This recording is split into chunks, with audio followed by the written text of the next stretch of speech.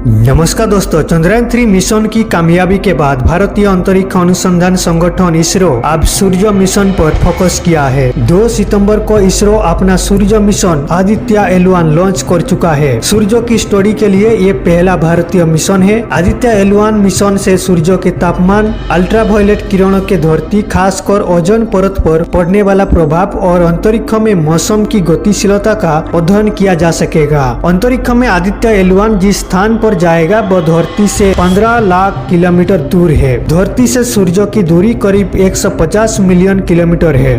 Aditya L1 mission का उद्देश्य L1 के चारों तरफ की कक्षा से सूर्य का अध्ययन करना है। सूरज और धरती के बीच में ये पॉइंट स्थित होता है। सूरज से धरती की दूरी की तुलना में सिर्फ 1% है। आदित्य L1 को इस पॉइंट तक पहुंचने में 120 दिन यानी 4 महीने लगेंगे। सूरज एक तारा है जिससे हमारे सौरमंडल को ऊर्जा मिलती है। माना जाता है कि सूरज की उम्र करीब 450 करोड़ साल है। धरती से सूरज 15 करोड़ किलोमीटर दूर पर स्थित है। धरती पर बिना सौर ऊर्जा के जीवन संभव नहीं है। सूरज की गुरुत्वाकर्षण शक्ति के कारण इस सौर मंडल में सभी ग्रह टिके हुए हैं। अगर सूरज की गुरुत्वाकर्षण शक्ति नहीं होती तो अंतरिक्ष में सभी ग्रह कहीं दूर तैर रहे होते। सूरज के केंद्र यानी कोर का तापमान अधिकतम 1.50 करोड़ डिग्री सेल्सियस रहता है। इस स्थान पर न्यूक्लियर फ्यूजन होता है जिसकी वजह से सूरज के चारों तरफ से आग निकलती है। सूरज के सतह से थोड़ी ऊंचाई यानी इसके फोटोस्फीयर का तापमान 5500 डिग्री सेल्सियस तक होता है। सौरमंडल के बाकी ग्रहों को समझने के लिए सूरज की स्टडी जरूरी है। इसरो ने अपने सूर्य मिशन का नाम आदित्य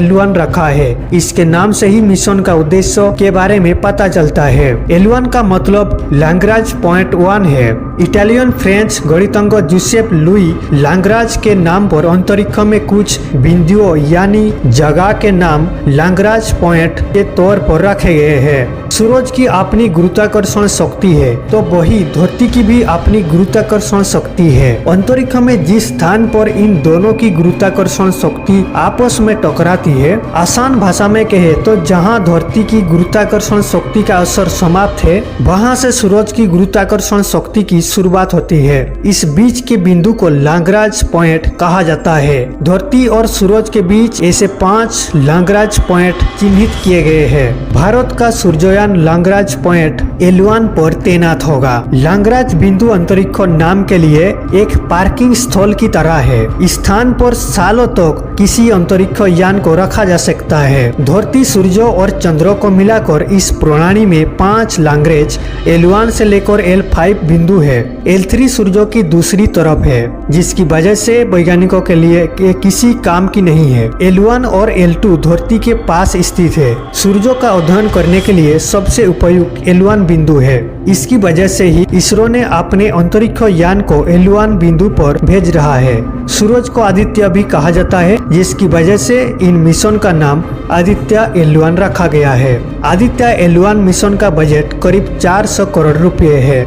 इसको PSLV-C-57 से लॉन्च किया गया है। उम्मीद है इसरो ने इस बार भी अपने मिशन पर कामयाबी हासिल करेगा।